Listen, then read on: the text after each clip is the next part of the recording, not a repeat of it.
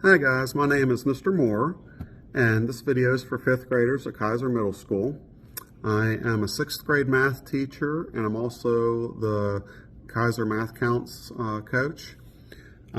This is the first year we've ever done this at our school. The program is a national program that's been around since the 80s. So it's been around forever, but it's the first time we've tried it. And I wanted to reach base with you guys because we just had our school tournament last week, and here in a couple months I'm going to start trying to talk to 5th graders and see if they're interested in joining for next year. And one of the things you can do if you are interested is you'll be able to go to the Kaiser Middle School Math Counts YouTube page if you have access, and I'll show it to you here. It's KMS Math Counts. Hope you can see that. If you have a hard time getting on there, let me know. Finding it, but if you like that page or follow it or whatever, then you should be able to see all the videos I've been posting with practice problems. And if you familiarize yourself with some of them, and now I do not expect you to know how to do all these problems. These are very advanced problems. So I'll give you an idea of how this works and see if this would be something you're interested in. It's a competition program. And so what we've done all year is we've been practicing once a week in class, and I've been trying to post videos. The more you can do outside of school, the better, because basically this is not going to be math you would typically see. A lot of it's not that you're going to see in 6th, 7th, and 8th grade. Some of it you will. We have a very young team this year. Most of my students are 6th graders.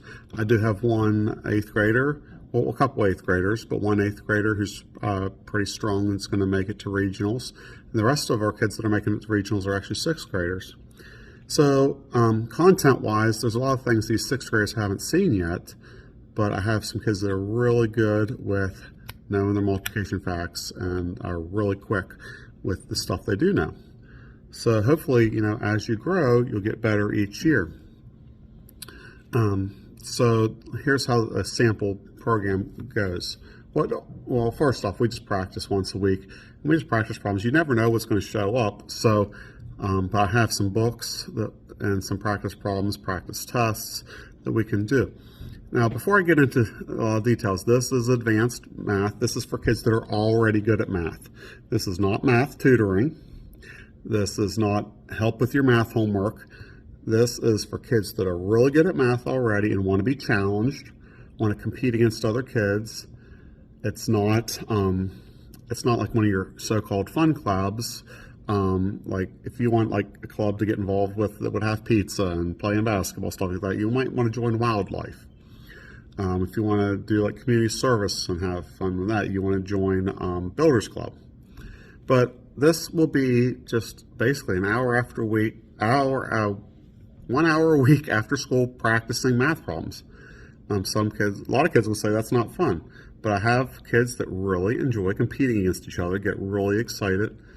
In fact, the winner did a backflip in the library the other day of our school competitions. He was super excited. So here's how it works. There's 4 parts to the competitions.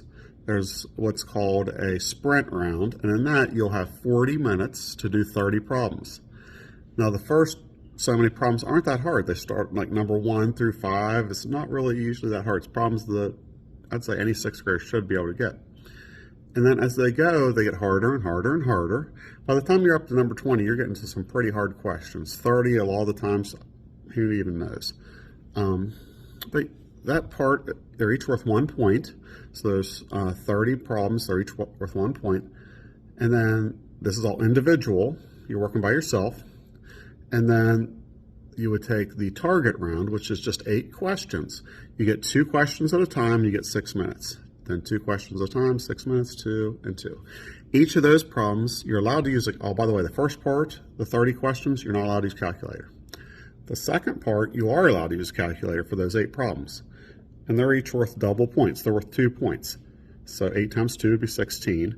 So the total individual score, the perfect paper, would be 46. but this is very challenging. They say that a score of 23 is actually very good. So that's one thing you'd have to get used to is if you only get half of them right, you're doing really good. So I know a lot of kids that are really good at math are used to getting 100% all the time, but that's not going to happen. This is something that's going to make you really think. You're going to be challenged. So, so that's the individual, the basic part of the individual competition.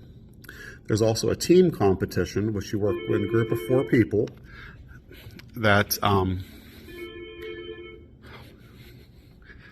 sorry, hold on one second.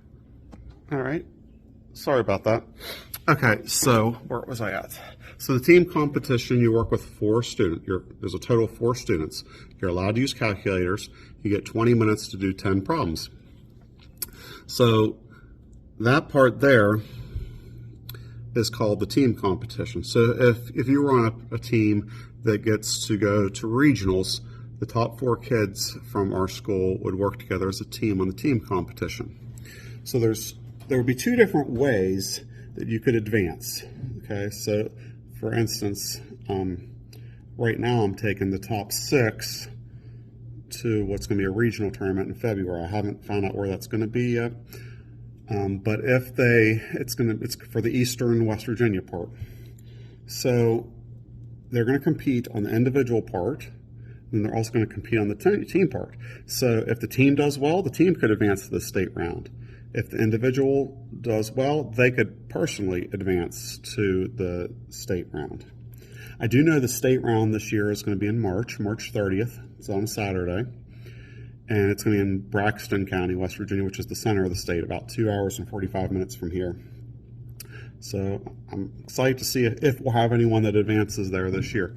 There's also a national tournament. We're definitely a few years away from even thinking about that, probably.